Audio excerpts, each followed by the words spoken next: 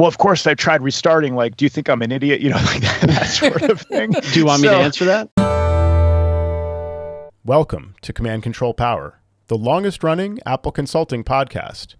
This is Joe, your host and co-founder. For over 10 years, we've produced weekly episodes featuring epic tales of tech support and troubleshooting, discussions about managing our clients and businesses, and interviews with colleagues and vendors. Our weekly podcast blends thought-provoking discussions on hot tech topics with solutions and anecdotes from the field. Plus, rediscover hidden gems here on the public feed, curated from our expansive archive of over 500 classic episodes. For our pro listeners, we offer Patreon-exclusive shows. This private podcast feed is tailor-made for IT professionals looking for advice and guidance on the more challenging aspects of running your practice, working with your clients and employees, and managing your fleets of devices. For a modest monthly contribution, you'll unlock a world of deeper Apple expertise, meaningful connections, and a shared passion for Apple technology. Simply visit commandcontrolpower.com and click support. You can preview the latest episodes and special content there, and you can instantly subscribe to the weekly patron-only episodes right in your favorite podcast app. Level up your consulting journey with the latest episodes, the most candid conversations, bonus features, and more. Join us on Patreon. And now on to the show. When you get a request from a client to roll back to an earlier version of the operating system, I want to ask both you guys this. What do you normally say? Like, what's your pat response? I can speak for myself and say that it really depends on the why. If it's because I don't like these new icons, then it's a hard no. Well, let's say somebody was on Catalina and for whatever reason you had to roll them back to Mojave. Let's say 32-bit versus 64-bit or something like that. Would you do it? And I guess is the question. If there's no other option, like they can't upgrade their apps or anything like that, then it's up for discussion. Sure. Okay. How about you, Joe? Yeah. I'd probably say the same thing. It's up for discussion anyway, but I'd be more inclined to push them away from that idea. They might think they want to downgrade, and I spend a lot of my time disavowing clients of their kooky notions. And most times they're coming at it from that perspective where they just think they want to, like, just for whatever reason, like they don't like it, But if they had a good reason, like you're describing, I think I'd also say it's up for discussion, like Sam said. Maybe we could consider it. Okay. Copycat. And I guess the other thing to look at would be, do they have a backup of the prior OS, or wouldn't that matter for you guys? Let's say, Time Machine, where it can restore back to a previous version of the OS. Hell yeah, that matters. Yeah. Okay. How about you, Joe? Let's say they're on Backblaze and all they've got is 30 days retention and it's all Catalina. Yeah, I mean, that's going to really complicate it because of all the different apps and things that may have upgraded a database of some sort. I mean, like, for example, Photos, the Photos app. I don't think you can, open a Catalina Photos library in Mojave, So you'd have to, re-import all the masters, back into an empty shell of a library. They'd lose all their albums. I mean, maybe with iCloud Photo Library, there's a path to do it, but then are you waiting for everything to upload first? If they're not already using it, there's just a million little questions like that. And I don't like when I don't have a clear scope of what the issues are, where it's just kind of open-ended, I don't know. I mean, contacts issues, well, hopefully they're all in iCloud. So we could just start fresh and restore from iCloud but it's just, there's too many of those questions for me. I'd still be trying to steer them away from this idea of downgrading. I always try to discourage them for those very reasons, but I actually had this case present itself to me where I had a user, not a very sophisticated user, but she was using a client version of Lightspeed. About a month ago, she upgraded to Catalina, didn't try her Lightspeed out because it's actually her sister's company and she does a little bit of help when she can. And she fires up Lightspeed 30 days later and realizes it doesn't work because the version of Lightspeed that they're running isn't compatible with the Catalina version. So I said, well, you don't have a Time Machine backup, but no problem. We got Backblaze. So I dive into Backblaze. We only had 30 days retention. And I find that she upgraded 45 days ago. So I said, well, I don't know if we can get you back in Mojave. We'll do the best we can. Let me first take a backup. I took a backup of her computer using Carbon Copy Cloner. So the good thing was I didn't have to download anything from Backblaze because I wanted to try to do some sort of a upgrade with the current snapshot. Copied it with Carbon Copy Cloner, wiped the machine, put on a brand new version of Mojave, tried to reuse Migration Assistant with Carbon Copy Cloner of this Catalina. It just didn't work. It didn't see it, not simpatico. So then I was like, what do I do? So I cloned the entire machine back onto itself. So now it rebooted again, and it was Catalina. And I took a Time Machine backup. And I ran Time Machine on another volume, took a Time Machine backup, did the same thing, wiped the machine again, installed Mojave. Mojave saw the Catalina backup, sucked in all the data, but when it rebooted, as you had previously mentioned, Joe, things didn't work. Safari wouldn't turn on. Photos was not working properly. So what I did was I checked all the apps, all the Apple apps that didn't work properly, and I actually physically removed them from the drive. I deleted them, right? I think I logged in as root or something like that.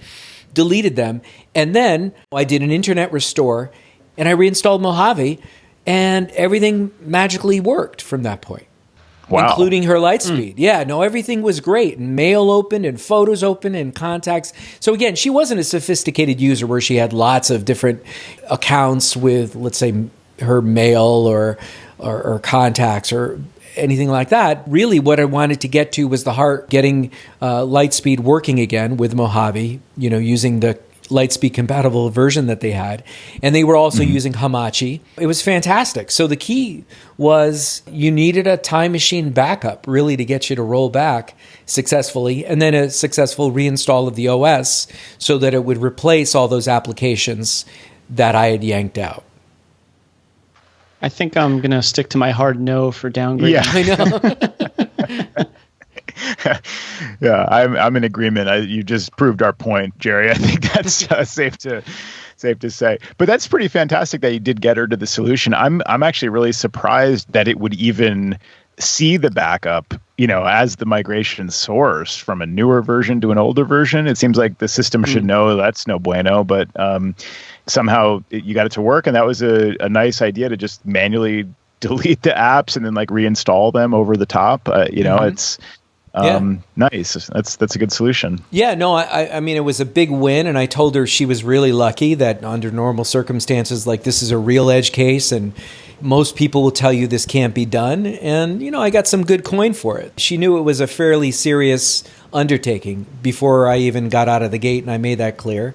And when I gave her the invoice, she said, "Oh, it's great. It's actually cheaper than I thought it was going to be." Nice. I know. That's the last thing you want to hear. Yeah, exactly. Oh, I should have charged you more. Yeah, exactly. Right. Oh, this is really cheap. You're great. I forgot a zero. Whoops. Yeah, the decimal point's in the wrong place. Shoot. Let me have that invoice back real quick. That's a great outcome, though. I mean, she's happy, you're happy. That's fantastic. Speaking of sales tactics, I guess I wanted to bring something up to you guys. In this case, Jerry, I think the sales tactic there is that you're coming at it after she's been basically turned down by other people. She's already setting her sights and her expectations on maybe this isn't doable or it's going to be very costly. So it's great to come in at that point to be able to say, yeah, let's see what we can do. It leads to a great outcome. I guess I'm trying to relate that to this sales tactic sort of question that I've been pondering lately.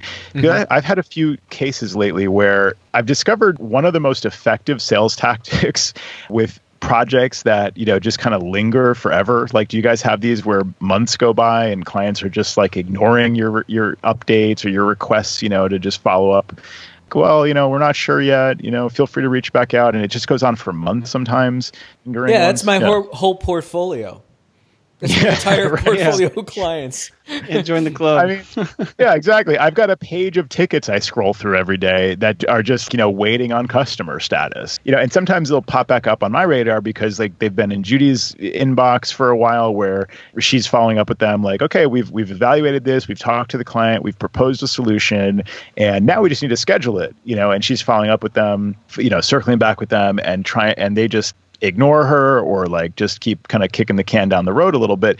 So she'll sometimes put one of these back on my radar hey, Joe, do you want to follow up with them? Because, I'll see the history there of all the contacts she's made and they just either ignore it or, like I said, just kind of delay. And I'll follow up with them and they'll delay with me too oftentimes. They'll just ignore it or whatever. And I found the most effective technique lately has been, I'll just say to them something like, oh, no worries. We're just going to go ahead and close this ticket. Basically along those lines, like, hey, like, no worries. Like, don't worry about getting back to us. Just don't mind us, ignore us. We're going to close this request. We can tell you're not interested. We don't say it exactly like that, but we just say like, you can feel free to follow up anytime. And then they'll reply back faster than anything. Oh, no, I do want to do this. I still need to do this. Like, let's talk, Now all of a sudden they're ready. So I don't know if you guys have experienced that, but I thought that was an interesting angle for making sales sometimes. Yeah. Go ahead, You could Jerry. make a text expander snippet and you could call it off it. And then, just I thought you were going to call it no worries. Hashtag no worries. It just fills it in. Like, it's kind of like this soft, sales tactic, because it's basically saying like, from my perspective, it's kind of like, well, what do you expect? We followed up about 50 times now, or we followed up like once every couple weeks for like 3 months, or whatever the kind of time frame is where we start to think, all right, like they're not interested. That's fine. Like, we're not going to be pushy, we're just going to back off.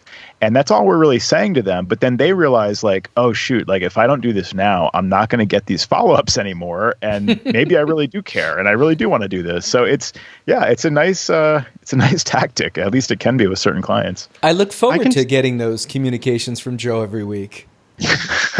Right. They don't want to miss those emails with me saying, hey, I know it's a uncertain time. And I mean, I just, how sympathetic can you be after a while? It's just like, just somebody please reply, So, are you out there? I can tell you that's happened to me for not just, I mean, it's a good sales tactic. I think you're right. But it's happened to me too, just when I have a ticket open that was left on pending for the client to do something. They don't do anything about it. And then I just check in. I'm like, I'm tired of having this ticket open. I'm like, hey, we're going to close this because, it seems inactive. They're like, oh, no, wait, let me look into that for you now. And I'm like, oh, there you go. So I know exactly what you're talking about. Yeah, I just was surprised it had this happen a couple times in the last like week or two where I'm like fine with it. I'm like, I'll just close it because I just don't want it to be on my radar, like, making me wonder every week or something. So yeah, I'm like fine to close it. And then that, sure enough, they're like, no, don't close it. So yeah, we're here. Could come in handy out there. That's a sales tactic for, I guess in your case, it could have been a new client, but also just existing clients that you have. I was just thinking of a client that we were starting to work with twice and had two horrific experiences, not due to us. I think they came off okay with it, but like two things. One, they were asking us to set up Apple Business Manager and a connection with an MDM. And I'm like, oh yeah, sure. We do that all the time. Take no time at all. We come to your office and we'll work with you together. And so I go in and 3 hours later, we couldn't get their business manager working because there was some kind of weird glitch in accepting the terms and conditions. And so I left there just totally defeated. We had like second tier of Apple Care working on it. And I'm like, oh, this is a new client. You want to look good, right? And you just look horrible. That finally gets resolved, but it took weeks. And then I come back in to do something with Jamf. And Jamf has a product issue where uploads are failing constantly. And because they're like, oh, can we distribute this package to all our devices? I'm like, yeah, sure, no problem. I come in. And then Jamf has this issue right on the day that I'm doing this. So that's the worst. I'm telling them how easy everything is, and two things out of my control just make me look horrible. So I'm so defeated. That's part of the reason why I'm just so depressed today. I know. I feel the same way. Just after a series of like annoying phone calls and just glitchy things, I was trying to do an upgrade to Mojave. I mean, yes, I know my clients are in some cases kind of behind the times, but I was upgrading a client from I think 10.13 to 10.14. We're not going to Catalina yet. They're very cautious, and we are also cautious, although we are now supporting Catalina. But anyway, it should be simple. And we had Adigy on there, dutifully blocking the client from upgrading accidentally, which is great. But then when we went to do the upgrade, I spent, I don't know how much extra time, like just trying to unblock it. It's when your tools like turn against you, that's when things get extra frustrating. Yeah. Even if it's briefly, it's just a timing thing where, like in your case, just the timing could not have been worse, it sounds like. And, in my case, the client was understanding, but you have to wonder if they're starting to look at the screen and say, like, why is he having so much trouble? It says the administrator blocked the update. Like, isn't that him?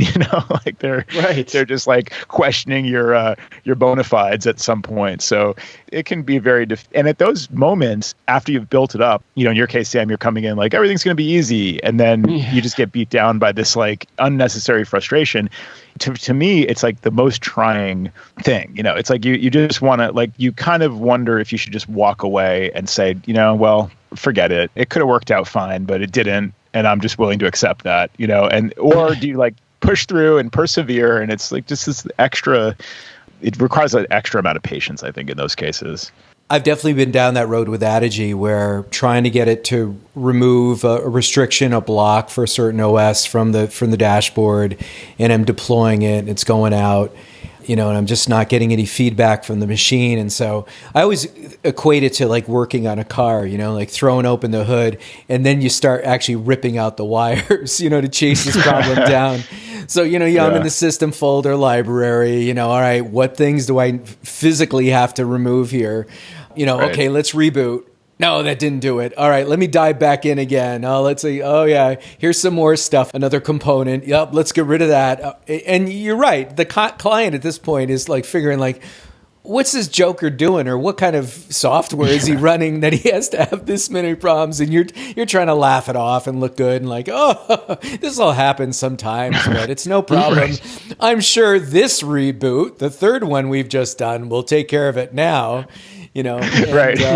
Do you ever try to explain the logic? Sometimes you're like, now this time, like we started with a fresh reboot, not from a forced power off state. Like you're trying to like convince yourself too that there's like a little bit of hope when actually there's no difference, and you're just like logicizing the thing, but really it's sometimes it's just like just keep throwing stuff against the wall and see what works. It's half our job. Sam, I always envision you sort of like being at the top, like being the puppet master, and you got these underlings working for you. What? And poor Joe and I, we're in the trench, but, you kind of have this kind of upper tier management in my mind. I don't always I can't envision you sometimes sweating the bullets. I don't know. Does that happen? How many rungs below Sam am I? That's all I want to know at this point. Well, you're definitely above me, Joe, and how many rungs am I below you? I think is the big question. I dodged a crazy bullet this past week with a client, and this is kind of an interesting story. And I know that, Joe, in previous shows, you've said how you've really enjoyed a good, solid relationship with the Apple Store and making referrals and getting a little bit of a spiff. And I totally went another route, and I've talked about that on the show, where I'm using an authorized Apple reseller. And the guy's been great, and it's been like boutique service for me. And he'll reach out to the clients, and he's extremely knowledgeable, and he's got such a great bedside manner that these clients really feel charmed by him, and all it does is some of his shines off on MacWorks. We had a client most recently, and it was an edge case where the client was buying a MacBook Pro, a $2,000 MacBook Pro for his son. He said, we seem like we have a sticky key. It was a brand new one, right? So it was the 2020 model. He said, could you come by and take a look at it? So I said, sure. Social distancing, wearing the mask, all that sort of stuff. The son brought it out on the porch. He stepped away. I started to look at it, and it was the command key on the left-hand side of the keyboard. And sure enough, you'd press it a couple times, and it wouldn't stick. And then there'd be another time, and it would sort of hang a little bit. I didn't have a visor on to look at it really close. But if I had to guess, the milled aluminum top, maybe the end mill was wearing a little bit, and it was just on the edge of maybe not being quite large enough, or maybe the tolerance on the key itself from underneath the keyboard was a little too big or whatever, and so occasionally it would rub. And so the client felt like he just didn't have a good, warm and fuzzy feeling about sending it off to the depot for getting it repaired, nor to have his son being without a computer for a couple of days. If it was any of us, we would just send it out to depot, brand new machine, we'd get it fixed. And we know from our experience, sometimes it comes back better than it did when it originally left the factory. So I was totally cool with that. But he kind of said, well, I'd like a replacement. I don't feel good about this. We get second tier Apple Care on the phone. This is the number that ACNs are provided by the ACN Consultants Network, where you can kind of fast track and speak to an elevated level of service. I identified myself. I conference called the client in, and he said, yeah, no, I understand. We'll swap it out for you. And so he starts to look at the records, and he says, oh, you didn't buy this from Apple, did you? And I said, well, no, but we bought it from an Apple certified reseller. Mm-hmm. Am I saying that right? Is it Apple authorized reseller? Yes, yeah. Thank you. Yeah. He says, yeah, we can't really do that. We can't swap it out. It's a different channel. He didn't use the word channel. So this would be the same as if you got, I think, a DOA or something wrong with your machine. If you bought it from B&H or Amazon, you have to do the return through the vendor. I don't know. I'm speculating on this because I've never done a B&H return, DOA kind of thing. Unfortunately, the client heard all this.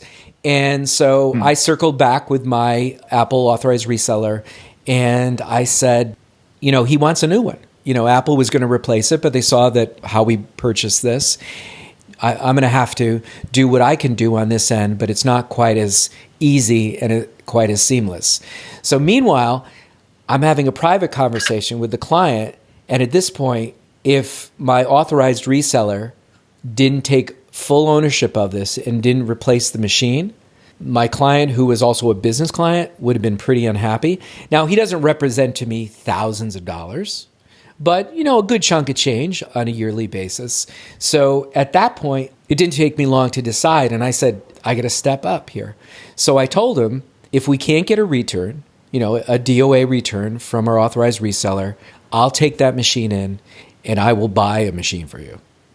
So I went online and got one configured just the way he had ordered it. Of course, I had a return policy. As a sidebar, I got it from Best Buy, had the thing delivered while this was all going on, and they were going back and forth. And it took a long time, this process. And he's like, well, I'm still working on the issue, but I think we're headed in the right direction, but I still don't know if I can get you a full return on it. Let me see if we can do that. In the meantime, I took delivery on it. So now I'm sitting on a $2,000 computer plus Connecticut state sales tax.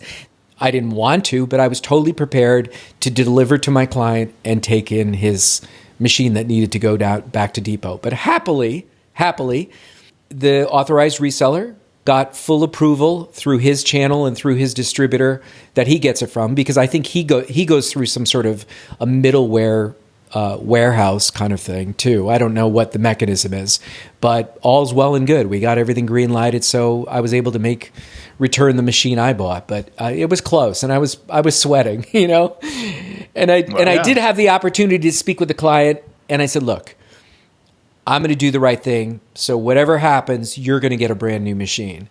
If you don't get it from him, you're going to get it from me. But to be honest with you, I'm using a 2015 MacBook Pro 13-inch, not because I think it's a badge of courage, but because it's not in the budget for me to get something newer.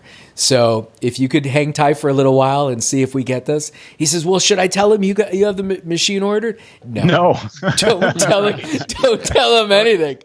Just keep it a secret. Privileged information right there. You don't want that to influence the outcome, It's exactly. Keep it on the down low. But I know me telling you this. You stepped up, man. That's great. You always do the right thing. And at least in the stories you share with us and on the podcast, you always do the right thing. And you put your money where your mouth is. You actually had the thing, the new computer in hand, ready to go. So you meant business. And I'm sure that meant a lot to the client, even though it worked out in his favor through the reseller. You still were prepared to do the right thing. So that means a lot, I'm sure. Thank you. I mean, I'm not going to tell this story where I look like a jerk, right? I know I'm just talking to you and Sam, but I'm going to only tell you the good stories. We know when you've been quiet for a few weeks, we know the stories are probably not very good, and pretty they reflect pretty poorly. That's right. When I got nothing to say, I've been stinking up the place. Right. No, I think you have a very good track record, Jerry, and that's interesting. I never actually thought about that you really have to go back to the point of purchase to do the return. You don't have the tremendous customer service of the Apple Store if you don't buy it from the Apple Store. But on the other hand, it's also really nice that you have somebody, a person, who's going to own it, who you can call through your reseller, who it turned out in this case, stepped up and was able to do the right thing. So it's kind of still a toss up to me. And I actually really like the idea of this reseller talks to your customers. He's almost kind of like your sales arm. So exactly. If I were able to refer my clients to him and say, I just can trust that he's going to do the right thing. He's going to evaluate their system and make an appropriate recommendation and have that conversation with them. That could save me a lot of time not having to deal with that directly. So that is kind of an appealing angle. There's sometimes where I'll pre-configure a system if I know that the client's not going to question it and they just say, tell me what to buy. But if they need to be walked down the aisle arm in arm and like, over here we have our laptops. Now we have two different laptops, a MacBook Air and a MacBook Pro. Right. Let's discuss and contrast, That would be hysterical if he did that like via Zoom or something and walked around. Right, a virtual walk through the Apple Store. I was thinking about this, Jerry, because as you were telling this story, it reminded me of a few weeks ago, or maybe months at this point, because Joe, you were telling us how you swapped out a computer because they had just came up with a new model, and they happily did that for you at Apple, right? So yeah, exactly. Yeah. So I had my computer that I had some buyer's remorse on, and I had purchased mine through a reseller. We work a lot with them in addition to the Apple Store. And I figured, all right, I'll just call up Apple Care like Joe did and see what I can do. And I called them up, and I got a similar. They were like, "Oh, where'd you buy this?" I'm like, "Well, a reseller." They're like, "Oh, yeah, we can't help you. Like, we can't, swap you out. You didn't buy it from us." So it reminded me of Jerry's story, because I guess it's the same thing where you get it from a different channel, one of the resellers, and they can't give you the same love and respect, I guess, that you get when you purchase directly through Apple.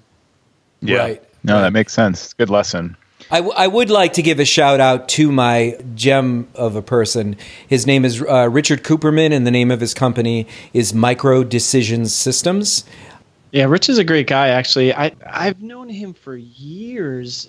Joe, you and I actually had a beer with him many years ago at MacTech Pro. We all did. That's right. I was there too. Yeah, right. Jerry, you were there too. Yeah, that's right. We were all there. Sorry, Jerry.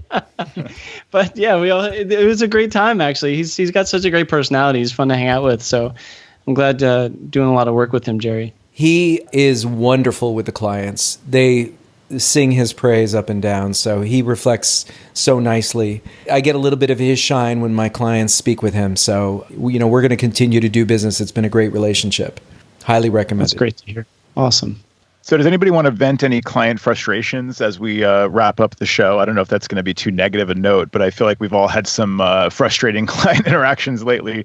And I'll start it off. This one came to mind because I have this one client who will oftentimes assume my advice doesn't take the full details into account. So I've found that I've adjusted my tone of the emails, and I've adjusted my guidance to always hedge everything like very carefully. So for example, I'll have to say, like, whereas for most clients, I'll say, try this and this, and also try restarting. This client has enough times said something like, well, of course, I've tried restarting. Like, do you think I'm an idiot? Like that sort of thing. Do you want me to answer that? Yeah, exactly. I'm like, yeah, please try restarting anyway. So I'll actually include a reference to what they wrote in their message to me, where they're giving me details about what they tried and like what the issue is.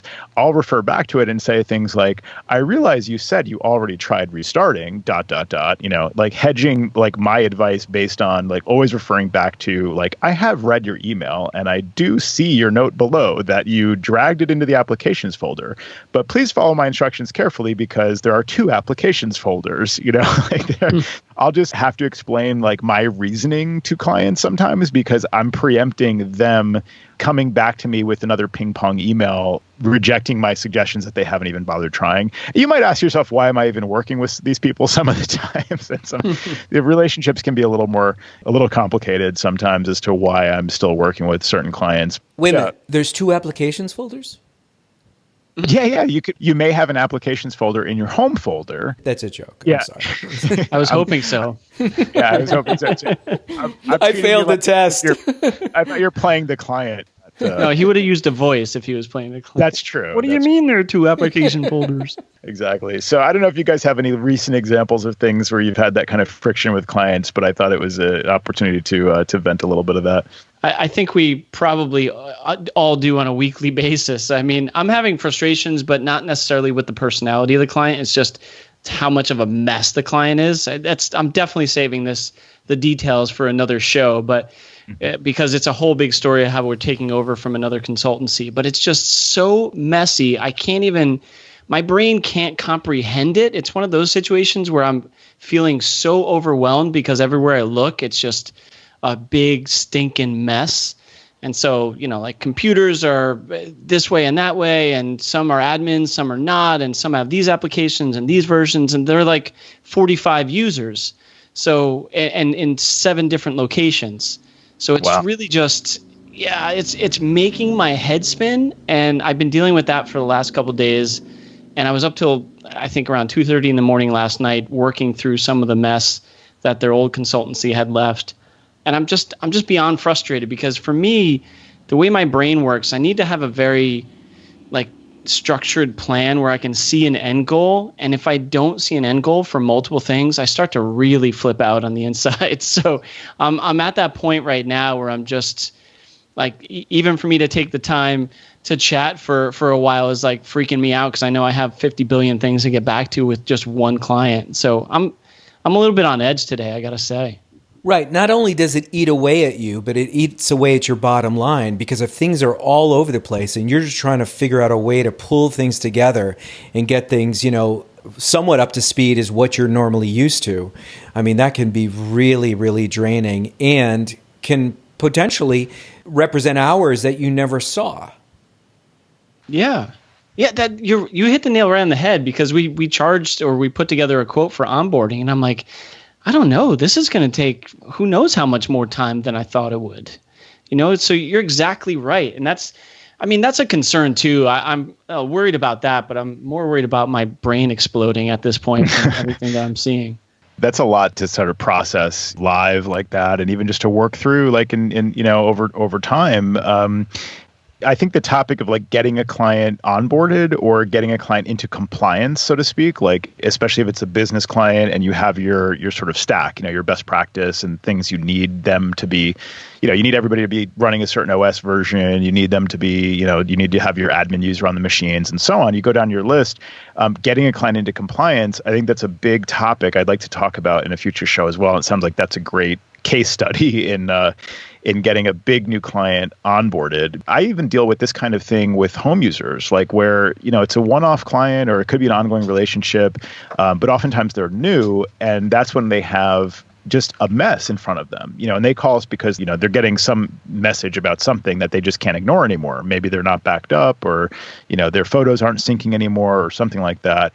And they call us and we're connecting for the first time and we just keep uncovering more and more problems, which in one sense is great because it's all billable time in theory, but you have to live prioritize and what to discuss with them and what to recommend. And you're trying to assess their appetite for this stuff. Are you tracking me right now? Do you have the budget for this? It can be a lot to deal with. And we don't like to have clients where, even if it's a one-off residential user, where they're just out of compliance, so to speak. If they're not backed up and they don't really seem to care, and their OS is running 10.12.4 or some weird version like that, oh man, this could be hours. Are you up for it? You kind of just want to ask the client for a blank check and say we can get you up to speed, but it's just going to take a lot of time. So are you willing to go for this ride with us? And yeah, I think it's a big topic. So I look forward to discussing that more in the future and hearing about your experience onboarding this 45 user client across 7 locations. That sounds pretty juicy, Sam. It is juicy. We'll definitely save that for another show. You talking about this a little bit, Joe, you working remotely with the user. How do you when you're providing remote support for them and you're on the call for about 45 minutes and you definitely need their interaction? Either you've got to do another reboot and you have to have them log in and everything is not automatic. and they say, and you've just scratched the surface because you've uncovered all this mayhem that's been going on in their computer. And they're like, is this going to be much longer? Because I have tennis in 20 minutes. Yes. And you just want to do, you just want to do the mic drop. You don't even want to respond. You just want to walk away from the computer. I'll just send you an invoice for what I've done so far. And look, no one, I don't care. You don't care. We can both just walk away from this at this point, like it's fine. Except that we do care. That's the thing, Yeah, no worries. Exactly. The perfect use of that. Well, I'll leave you guys with a funny story to wind up. I've been doing a lot of remote support lately that's involved, people with troubles with their iPhone. More often than not, I've been having them connect with the lightning cable to the computer and using QuickTime screen recording to get the representation of their iPhone. So I'm working with this guy and we're banging through some things. Press the back button, right, upper left-hand corner, okay, right, press it again, okay, now press your home screen button. And so we're doing this for a while. You think he's got the rhythm. And it's like, okay, let's do a hard reboot on the phone. So you take him through that. Okay, you got to log in now. Okay, now press your home button. And he says, I'm doing it. And I'm like, press the home button on the phone. Bob, no, I'm doing it. And, we're at an impasse because nothing's working now. And then I think to myself, and luckily I thought of it right away. I'm like, are you pressing the screen that you see on the computer or are you pressing the phone? Oh, man. He says, wow. Oh, no, I was pressing the screen. I thought you could do either one. And I'm like, face and palm plant. Oh, my God. So he was like punching his iMac screen, trying to get the phone to respond. That's awesome.